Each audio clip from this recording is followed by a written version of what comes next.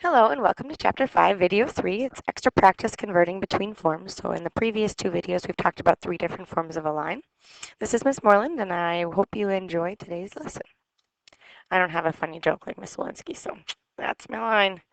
All right, so recall from last video, and I think it was in the one before it as well.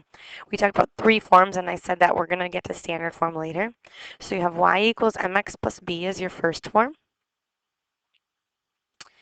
And we talked about that m is your slope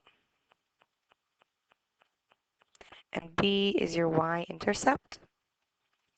And then we talked about point slope form. And really the whole goal with point slope form is I put a blank there. If I put a blank there, you should be able to tell me what each blank is. So slope always goes next to the x. Okay, and it makes sense that if this is y, the y coordinate for your point goes here. And it makes sense that here it's x, so the x coordinate for your point goes here. So just kind of keep that in mind when you think about point slope form. And then the last one we're going to talk about standard form, and it's ax plus by equals c. And really the key with this is no fractions. You can't have like 2/3 next to x or 7/2 next to x or next to y. We're going to talk about how you get rid of the fractions if you end up with one later. So the first thing is kind of what we talked about yesterday, converting between point slope form and slope intercept form. And then after that, we're also going to convert to standard. So if you know how to convert to point slope form to slope intercept form, pause the video, write your answers down, and just scroll through to check them. So we're going to go distribute. So we get 3x minus 12, and we still have y minus 6 on this side.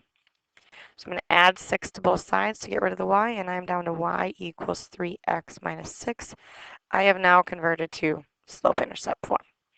Right? Now I told you we're going to convert to standard form, so I'm going to do that over here. And this one is actually quite easy. Remember, standard form is ax plus by equals c. So when I go over here, I'm going to take my y equals,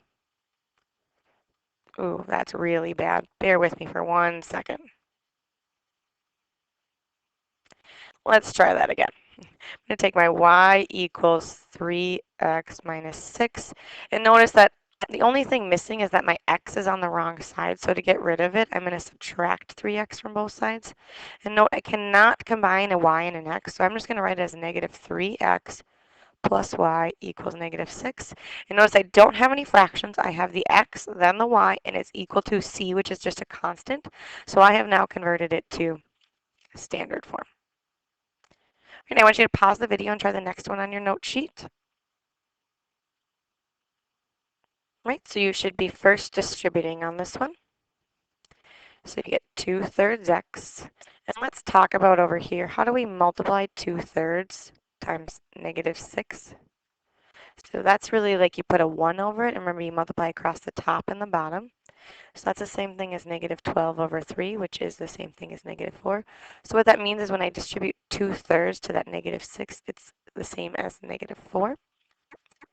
So we get y plus 4 equals 2/3 x minus 4. And go look off to the side if you can't figure out how we got that 4, negative 4. Now all I have left to do is minus 4 from both sides. So I'm left with y equals 2/3 x. And negative 4 minus negative 4, please do not tell me that cancels. It's negative 8. So we've now, ooh, let's do this again. We've now converted to slope intercept form. And now, like I said before, we're going to convert to standard. So that's going to be over here.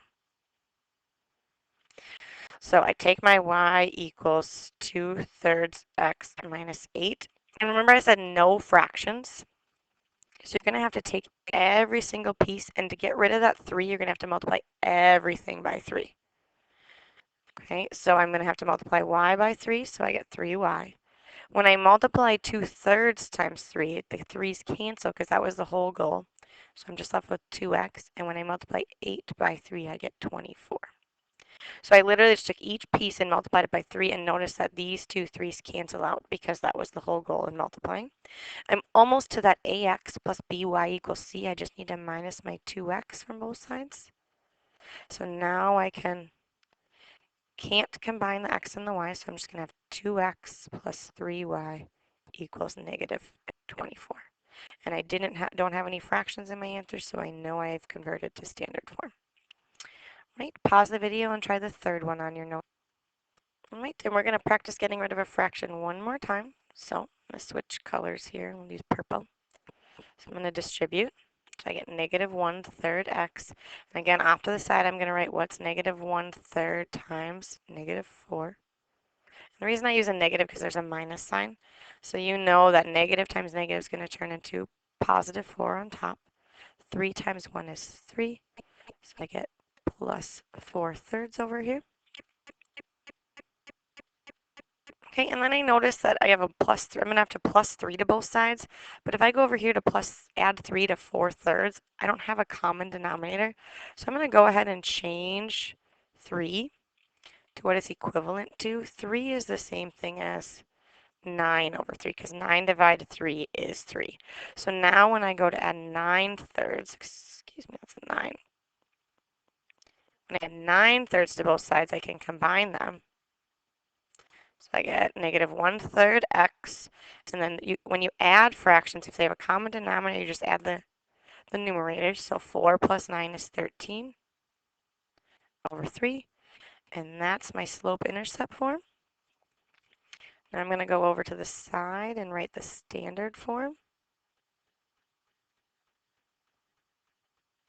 So I'm going to take my y equals negative 1/3 x plus 13/3. Notice now I have two fractions, but they're both the same. So I'm going to multiply everything by that denominator of 3.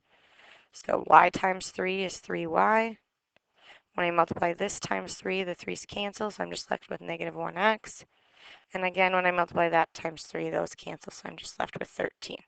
My very last step is to get all my variables, including the x and the y on both sides. So I'm going to add 1x to both sides. Final answer, 1x plus 3y, because I cannot combine them, must equal 13. And I always know that I have standard form done when I don't have fractions and when my x and my y are on the same side of the equation, right? Now we're going to move on to just converting from standard form to slope-intercept. And you guys should have all done this on your benchmark, so pause the video and give these two a try. All right, I'm going to show you the first one. We're going to get rid of the 5x over here. I hope many of you are remembering this. If you remember it, go ahead and go right to the end. You get y equals 10 minus 5x. We're going to divide by 2 on both sides. I'm writing sideways, goodness. So I'm left with y equals 10 minus 5x over 2. Now, on your benchmark, it was okay to leave it like that, but now we want to know what the y-intercept and the slope is. So I'm going to take each part and separate it. So it's 10 over 2 and 5 over 2. And that simplifies to 5 minus 5/2 x. Now that's the best answer for this, especially in this chapter, because now I know that my slope is negative 5/2. And I know my y-intercept is 5. Right. Last one. Notice the x now is over here, so I'm going to add 6x to both sides. So I'm left with 3y equals 12 plus 6x. I'm going to divide by 3. Now remember, that's a 3. Getting better at writing, but still not quite there on this contraption. I have to separate this out into 12 over 3 and 6x over 3. So my best answer is 4 plus 6 divided 3 is 2. And the reason I want that is because now I know my slope is 2 and my y-intercept is 4, so I can more easily graph this problem. Right, go ahead and finish the on your owns for homework and then come back tomorrow with those done. Have a good night.